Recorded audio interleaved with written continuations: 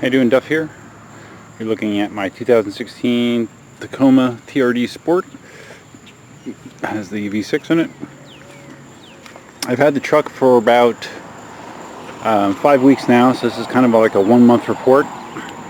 And I think since I've last shot the truck, I've added the tint to the front windows to match the back window tint. Makes a big difference in Florida with keeping the interior cool. In addition, I also had a film put on the windshield, since the windshield is the biggest piece of glass in the truck, as well as a tint strip along the top that helps with glare dramatically. Along with my mud flaps, Nerf bars, trying to think what other things I've added. Bed cover, my chrome tailpipe right there. So anyways, for the most part, the truck has been great. I love it. But there are a couple things that annoy me. So I just thought I would cover them, just so I'm fair and unbiased in my review of the truck. Let me see, I have some Neoprene seat covers on here. They don't look fantastic, but they help when I'm all sweaty after going for a run.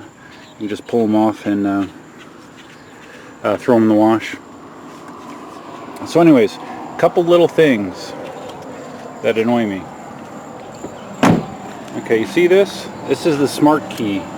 Touch it, and it locks the truck, and you go like this, and it unlocks the truck. That's awesome. My Prius has it, my old Camry Hybrid had it, but for some strange reason, they put no smart hardware on the passenger side door. So it's just, I don't know. Every other vehicle I've ever seen that has a smart key has it on both doors. I have no idea why that was omitted from the Tacoma. It makes little to no sense to me why they would do that. So if you're approaching the car from the passenger side, you have to pull out your fob and hit the button and unlock it, or go over to the driver's side first and unlock it. So like I said, it's a little thing, but it is kind of annoying. Annoyance number 2.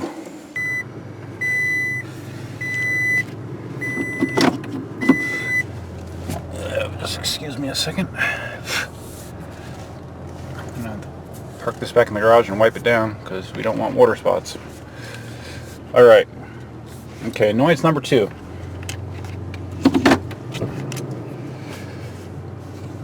When you look at the steering wheel, there's buttons galore. I mean, you can do all kinds of stuff. You can scroll through all these screens. You can go up and down. Have audio controls here, mode for the sound system, phone controls, this button, which seems like a total waste. All it does is bring up whatever screen you assign to that button. But what you'll see is missing is temperature control. Yeah, this thing has a nice climate controlled AC system, but there's no controls for it on the steering wheel, which makes no sense to me. Again, my 10-year-old Camry Hybrid had controls on the steering wheel for the AC system. The 2007 Prius you see right there has controls on the steering wheel for the AC system.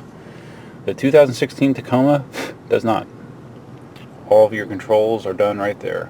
That's how you have to adjust your climate control, which, again, it's a small thing, but it seems like such a, I don't know. I just don't understand the oversight, why you wouldn't do that, since it's something that's been around forever. Okay, so that's 2 things, both small. Now the final thing. One of the things that you'll see people comment on with the Tacoma is it feels sluggish with a 6-speed transmission. This motor has an Atkinson motor, which is designed to go into a low fuel consumption mode when the conditions merit it. And it seems like part of what gets you more fuel economy is a very, very conservative shifting system. And basically it feels like it tries to get the top gear way too quickly. And as a result, you're in the highest gear and you're going 45, 50 miles an hour. When you step in the gas, it's not going to go anywhere until it downshifts. And when it does get up past 3,500 RPMs or so, it pulls hard. I mean, the motor is like 280, 290 horsepower, so it's not a slouch of a motor.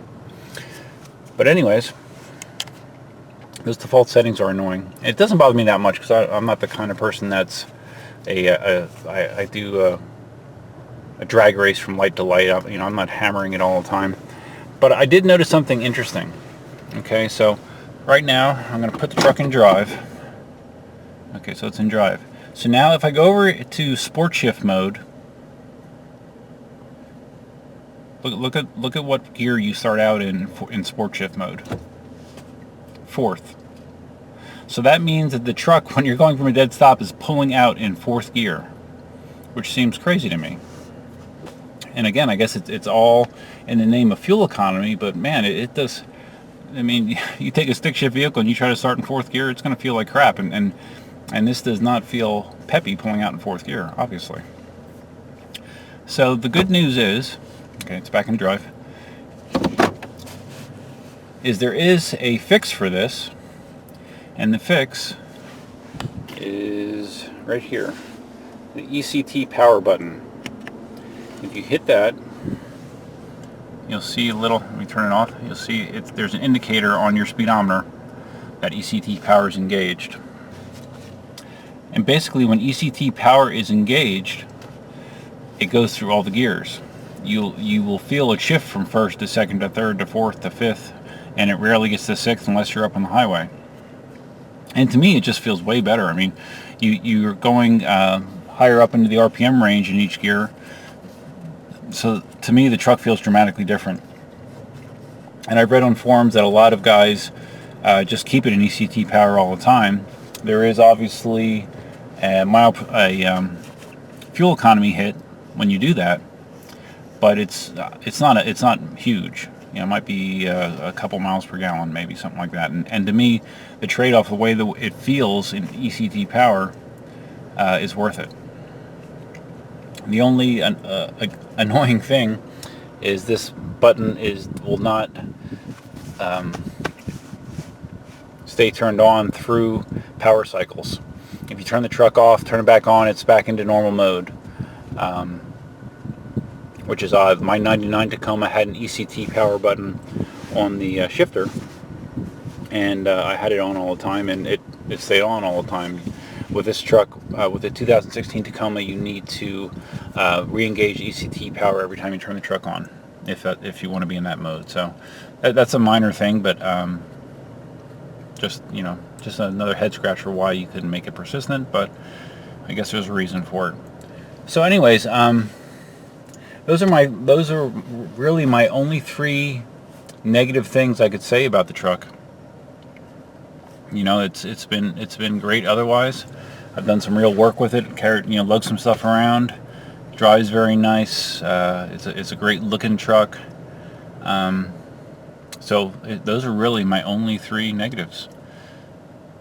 So I would love to hear an explanation from someone authoritative at Toyota why those things are the way they are, because they seem very illogical to me. But other than that, the truck is great. And my next upgrade for it is going to be replacing that mirror. I'm going to be getting the mirror that has the home link built into it, which it has a couple extra buttons here that allows you to use your mirror as a garage door opener. So instead of having to have a separate opener, you have it all integrated in your mirror. And from what I understand, it's a plug and play deal. You don't have to do anything special, no special wiring. You should just plug in and be ready to go. But yeah, that's about it. So anyways, please feel free to leave me your comments about your Tacomas, or if you have any questions about my 2016 Tacoma, I'll be happy to answer them to the best of my ability. But until next time, this is Duffman, signing out.